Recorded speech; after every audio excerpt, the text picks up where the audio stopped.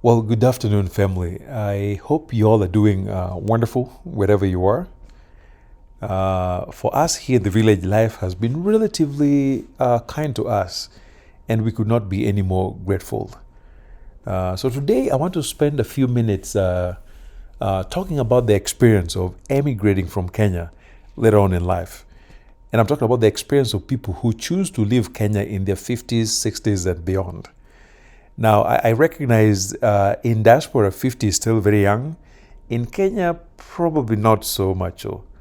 So there are folks who move to diaspora later on in life, around 50s, 60s, and all that, successfully, and many others have a very different experience. And that's what I want to spend some 10 minutes talking about. Hopefully, this might be useful for people who are thinking about it. Welcome to Karateng, friends. If you're joining us for the first time, I'm in the village here, deep in the middle of Kisumu, which is in the western part of Kenya, right by the shores of Lake Lolwe, the largest freshwater lake in Africa.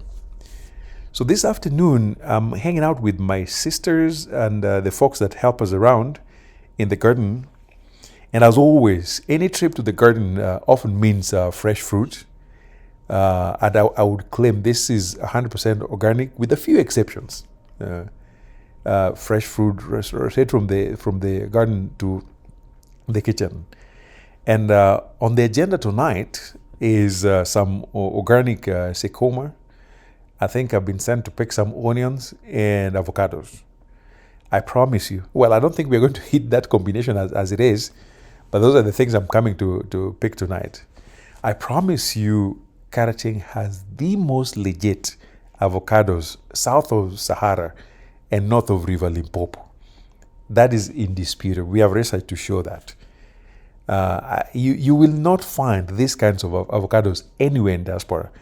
You know, when I think of how much it cost me to buy a Hass avocado that is the size of a chalk, I think right now they are almost $2, like $1 and some change for a very small avocado. When here we have so much avocado that even after giving the neighbors, we still have others rotting out here. It's just unbelievable. Sometimes I'm tempted to even pack these when I'm traveling back to California. But of course, I know they won't let me. And so it's not even worth the hassle. So these avocados, as you saw in the previous picture, are sort of like very creamy. Some of the creamiest avocados I've seen. Yellowish green, they ripe on the vine, just perfect amount of sugar. And I'll tell you that they just simply attack your taste buds in ways that can only be experienced down here. And I could go on and on and on and on about all that Karateng brings. You've heard me talk about all that. The joy that I get in the village, I'm telling you folks, you have no idea. You have to come and experience it by yourself. So again, if you're joining us for the first time, I'm a Kenyan American who is doing everything to return permanently to the village. I was born and raised in the village, but I've lived in the US for close to 2 decades. And so in the last 6-7 years, I've been working my way back to the village. And through that process, I'm involved in construction, real estate, and all that. And so if you're interested in getting architects, builders, interior designers, landscapers, looking for land, we've got networks that can help. So hit me on the number below.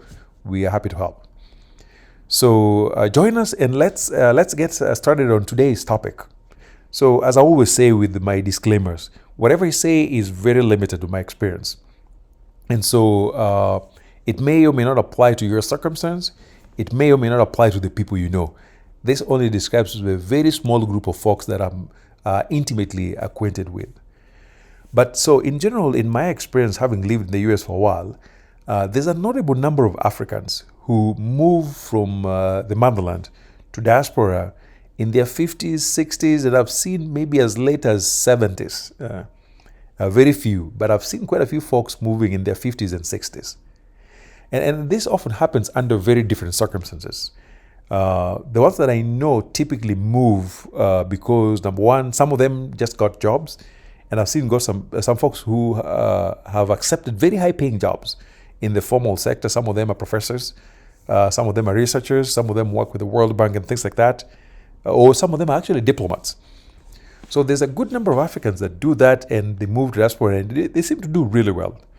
But then there's also folks who accept jobs that may appear well-paying from the African perspective until you come to the US and you realize that's not so much. For example, if you accept a teaching job in California, especially in Southern California, and somebody's paying you maybe $60,000, $65,000 a year, that's not a whole lot. That's not a whole lot for this place. It might be something, say if you're living somewhere in the middle of Iowa or somewhere in Arkansas. Yeah, in California, that doesn't go too far. So I see those two ends where people accept certain jobs and they come to diaspora and they realize maybe this is not going to take me too far. So a lot of people move at that stage, getting new jobs. And then there's a big segment of folks who move to join families, especially people who have spouses who already live in diaspora. That happens fairly often. Typically, it's the woman joining the man, but I've also seen cases where it's the man joining the wife. In some cases, through family unification, there are people who are invited by their parents, their kids. So there are folks who are retired in Kenya, and then they come and travel. And so they do what I almost call like a glorified visa. They use a green card as a glorified visa. So their kids file for them green cards, and then they come and move to diaspora. I see it. I've never fully understood it, but I've seen folks do that, especially for medical reasons. So a lot of folks do that. And then there's this group of folks that I call accidental migrants who, for example, a person travels to the US or to Europe just to visit. And then circumstances change and they decide to live in diaspora longer than anticipated. That happens quite a bit for folks who are in their 50s too. And then there are folks who move to diaspora, of course, with no intention of staying. And then at some point they get sick. And once they get hooked up into the medical system here, they get quality care. And some people actually have very intense medical needs that are very hard to address while at home. So these folks are simply stuck here, not out of choice, but because of circumstance. I know quite a few folks who are in that space. And then the last group of folks are people who I say move to diaspora just to start all over. I met a person who divorced his wife around, he was almost 60. The kids ran away, just life fell apart. And then when he got the opportunity to move to the US, he took it. So to him, this was more like wiping the slate clean and just starting all over. So people do that because of such kind of losses, deaths, loss of jobs, and things like that. And sometimes quite successfully, actually, when life does not work too well at home, even late in your 50s and 60s, you could still come and make it happen. So there may be other circumstances that I'm not describing, but those are some of the most common reasons why people leave a motherland later on in life. But the truth is, moving to diaspora later in life is radically different compared to moving to diaspora in your 20s or 30s. It's a whole different beast, and I'll explain why. Before I give you the reasons, I'll also have to remind you that while many people at that age move and do very well in diaspora, in my limited experience, those who succeed are almost the minority. The majority of people, at least in my small circle, who move on later on, really struggle mightily. We all have our own struggles. It doesn't matter whether you move when you're 3, when you're 10, whether you're 20. Each group has its own set of issues. But the people who move later on in life have a very, very unique set of challenges. And here's why. One of the most common reasons folks cite is that at that age, your ability to absorb culture shock is really limited. Because many of us are already set in our ways, whether you're talking about gender relationships, how you treat women, the language, the culture. And so we really struggle to adjust later on in life. And in fact, culturally, this group of folks, they will always tell you that so many things feel wrong. When they see something different, they interpret that as wrong. And of course, you hear the famous statement, kids of nowadays and things like that. So your capacity to adjust at that point may be diminished. And of course, there are exceptions. And then folks in this group are the ones who are actually more likely to return prematurely. And I put prematurely in quotes because again, that's a whole another issue altogether. Because typically, folks at this stage have a much stronger attachment to home. Many of them already have established home, have investments, have their networks, and they fit really well at home. So they may have a hard time staying here longer. And then the folks who come here later in life are less likely to thrive in their careers because all of us face some kind of discrimination in diaspora. You have racism, you have sexism, you have all this nonsense. And then at that age, you add ageism too. Because there are people who will not hire you just based on your age. And it could be because older people are more expensive because they're more experienced.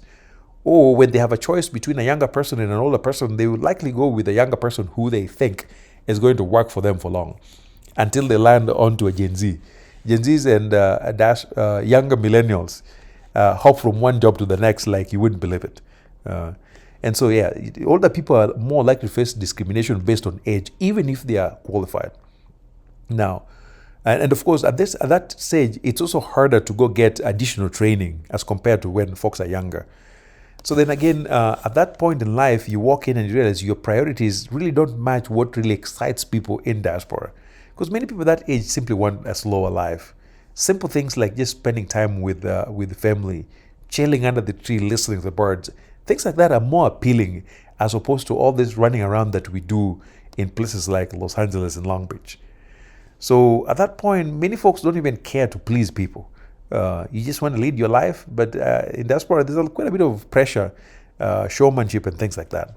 So your priorities at that point may not necessarily match what's dominant in diaspora.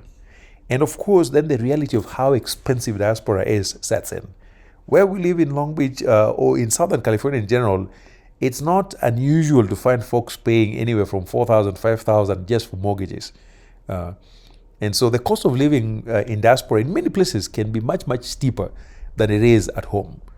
And then at that stage in life, moving is such a massive, massive sacrifice compared to moving in your 20s. Because at that point, people have established careers, and so they have to really literally end their careers to move. They have to abandon the entire life they've built over half a century. So moving at that point in life is such a massive sacrifice. And then at that point, you may also have maybe some physical limitations. Folks may have certain chronic conditions. You may be dealing with Orianyacha somewhere. Or I've seen there's one gentleman that I talked to who moved here after retirement. So he was telling me about the experience of him trying to drive Uber, and he had some process issues. You can imagine getting stuck in LA traffic and you have process issues, you need to go pee. It was a tough experience. So some of the health issues we start acquiring at that age may also be problematic. And of course, at that point, our bodies change for the most part. You're not as sexy as you were. You've probably earned a nice one golden pack. Maybe you already have like back booty and front booty. So your body changes. And that also puts you in a particular place in life. But those physical limitations may make it difficult for you to thrive in diaspora. But again, then there's also, I would say that people at that age are also more likely to be dealing with elder care issues at home. Because at that point, our parents, if they're still alive, are much older, require much more intense care as compared to folks who are in their 20s and may have much younger parents. And dealing with elder care issues is also another massive problem that we all have to worry about in diaspora. And oftentimes, a lot of us have to travel back and forth to just sort out parents. I know one of my friends who had to move home for nearly 8 months to care for his father, who eventually passed on. And so dealing with elder care issues from diaspora is a whole different topic that I hope we'll get time to discuss. So again, it's not easy starting life all over in diaspora later on. So if you were to ask me, personally, I would not do it. And just because I wouldn't do it, that doesn't mean you shouldn't do it. Like I said, I'm one person who will never discourage anybody from traveling through diaspora. But if you were to ask me, I would never move to diaspora in my 50s or 60s. That is an absolute no-no, unless it is under very extreme circumstances. Again, things can change. Life happens in ways that we can't plan. But personally, I wouldn't. But if you choose to move later on, number one, I hope you think through the 8 topics that I've just listed. I hope you take the time to reflect and decide that you're okay with that. But most importantly, if you're going to move to diaspora later on, please don't destroy whatever you built at home over 50 years. Don't. Do whatever you can to preserve that so that if you ever choose to go back, you should be in a good place. Thank you for listening, folks, and I will see you in the next video. Bye.